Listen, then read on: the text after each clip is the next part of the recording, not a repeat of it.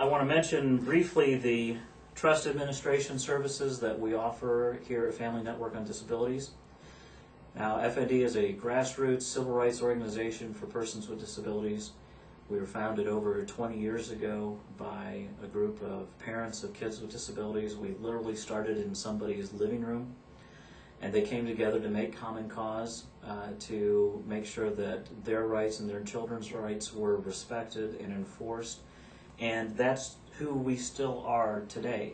We're a family-led, family-driven organization. Nearly everyone who works for us is a member or is a person with disability themselves, or is a parent or family member of a person with disabilities. That's where our trust administration program came from.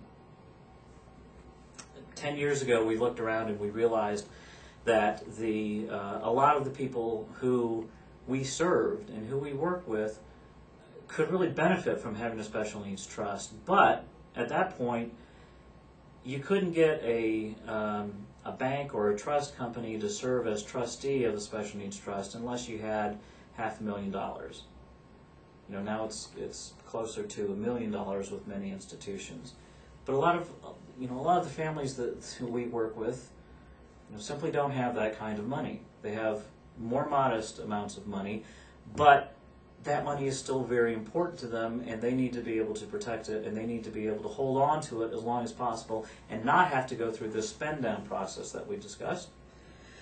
So that's how we came to set up our trust administration program. And the first element in that was setting up the First Florida Pool Trust. Now, the First Florida Pool Trust is a special needs trust that does the same thing that all other special needs trusts do. It allows people with disabilities to put money and property into the trust and still hang on to their benefits. It's created under federal law. It's specifically authorized.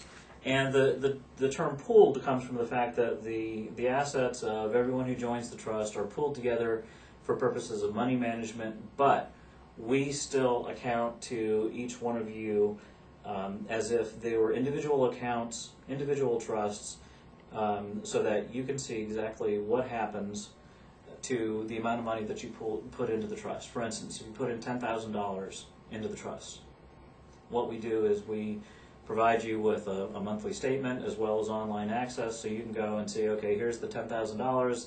That's what I started out with. Here's the checks. Here's the share of the gains. This is the bottom line number. So that's what you see on an ongoing basis, the individual accounting for that. But what we tried to do in setting up the trust was to turn the typical model on its head what we wanted to try to make sure we did was make sure that our beneficiaries felt the greatest benefit as possible, as legally permissible, from the money that they were putting into the trust. And we have several guiding principles that we built the trust on and that we still use today. The first of them is self-determination for persons with disabilities. That guides everything that we do. We have tried to make the trust as accessible as possible for all persons with disabilities, and that guides our decision making. We don't try to second guess. We don't try to take a position of we know better than you, because we don't. We're part of the same community, and we try to make sure that to the greatest extent possible, people are able to exercise decision making over money that's put into the trust.